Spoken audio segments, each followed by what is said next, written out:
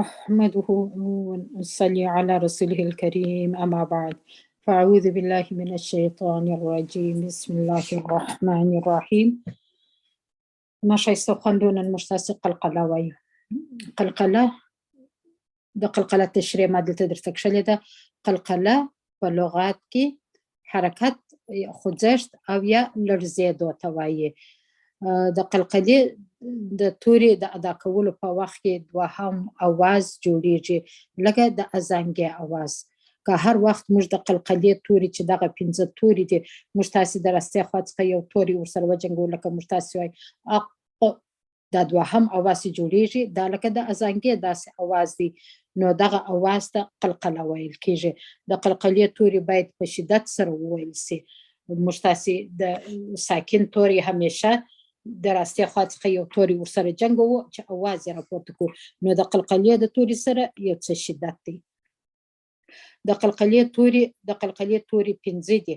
لکه قاف طا با جیم دال پر دې به خامخا ورغندې وي دلته ما درته کښلې چې د قلقلې پر توري حتما باید ورغندې وي که ورغندې نه وي باندې د قلقلې توري نه دي فقط چې پر دې باندې ورغندې وي لکه دلته قاف باندې چې ورغندې دي طا با جیم دال دغه 15 تورو څخه دغه دوه لغات جوړ کړي دي قطب جد که ستاسې دغه 15 توري نه پیدېږي دغه په یاد کې قطب جد نو دغه 15 توري د قلقلې دي هر وخت که پر دې باندې ورغندې وو او د راسته طرفه څخه موږ یو توري په هر حرکت چې وو سره یو ځای کوي یا موږ سره جنګوي دوهم اواز جوړوي چې هغه اواز د داسې اواز ورکوي لکه اذانګه چې وسي په دغه ته قلقله ویل کېږي قلقله درې قسمه ده کوچنۍ قلقله ده وبخښئ غټه قلقله ده لکه قلقله کبرا قلقله وسطه معنا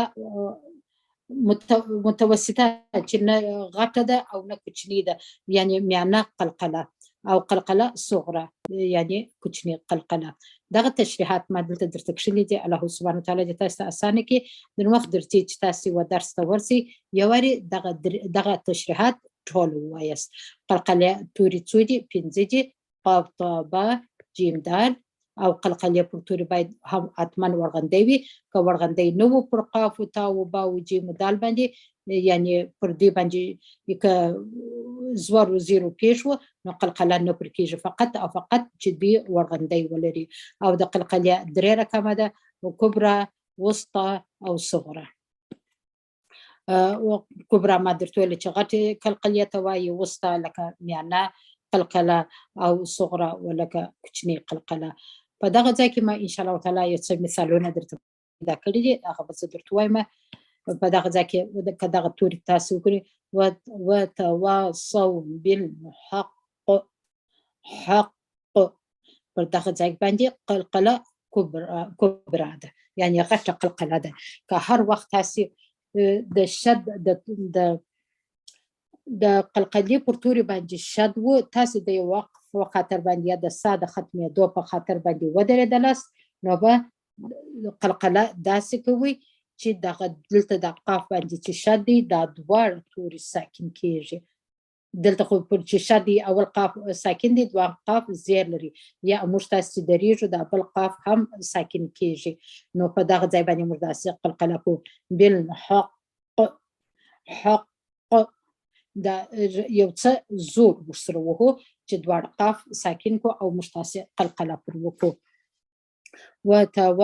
وتواصوا بالصبر صبر دغه ته کوچنۍ قلقله وایي دلته مو د با قلقله وکړه صبر زه دلته پر دې ځای باندې ودرېدم که تاسې نه درېږئ بالصبري پر با باندې به د شندانو لنډې سې سره یو ځای کوي د با قلقله به پر وکړي دلته هم په دغه دوی سرو کې هم نورې قلقلې سته ان شاء الله تعالی زه به درته وایم په دغه ځای کې ان شاء الله تعالی اولینه قلقله چې موږ تاسې لرو پر دغه ځای باندې غټه قلقله ده شد دی باندې طا راغلې ده دلته موږ تاسې پر د آیات باندې درېږو څنګه وایي تبت يدا أبي لهب وتب دواړې باګانې موږ تاسې ساکنې کړلې یعنی زور د منځ ولاړی دا اخیری باتمو ورغندې ورکی مرتاسه قلقله پر وکړه لهب وتب ما أغنى عنه ماله وما كسب ستاسي ورته پامې دلته یو اواز د قلقلې دی کسب ودغته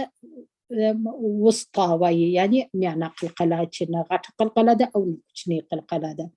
سيصلى نارا ذات لهب د شندانو په لندو حصو کې دواړې لندې حصې سره یو ځای کوي د با قلقله ښایسته پکښې کېږي وامرأته حمالة الحطب حطب پر با باندې دلته ما قلقله وکړله فی جیدها حبل من مسد پر دغه ځای باندې مې کوچنۍ قلقله د با وکړله حبل من مسد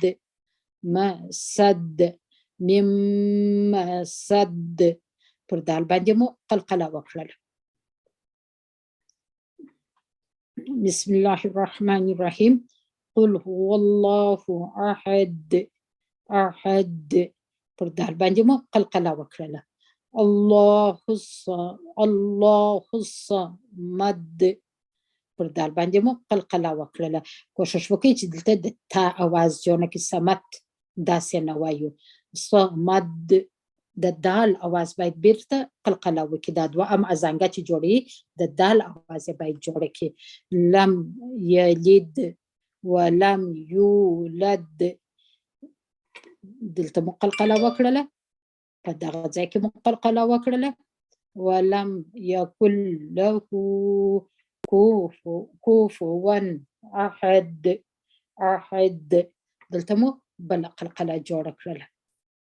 اوس رو کوچنۍ قلقله چې د تورو په منځ کې راسي لکه دلته چې راغلې وه دا کوچنۍ قلقله ده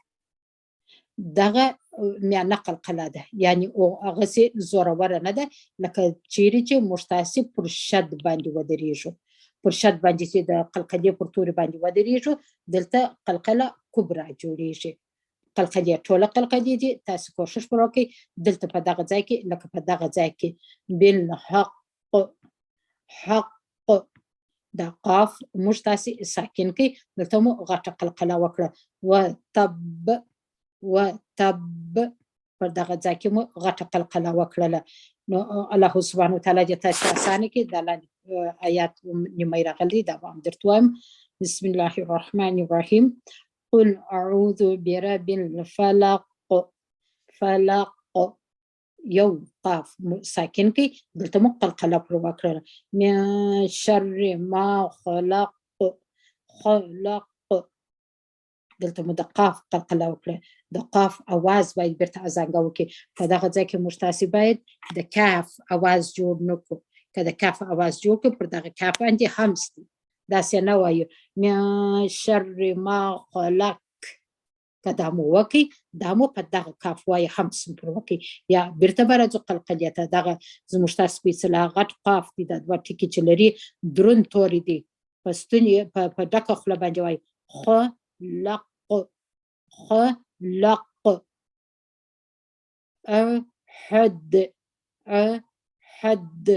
حد په های موایست حد دال اواز بیرته باید قلقله وکړي لکه په دغه ځای کې چې موږ تاسې وتب او دلته مول کسب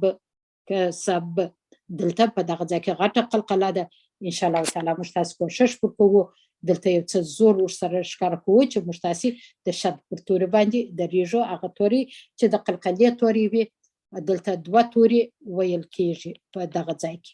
الله سبحانه وتعالی دې درته اسانه کړي سبحان ربک رب العزة عما یصفون وسلام علی المرسلین والحمد لله رب العالمین آمین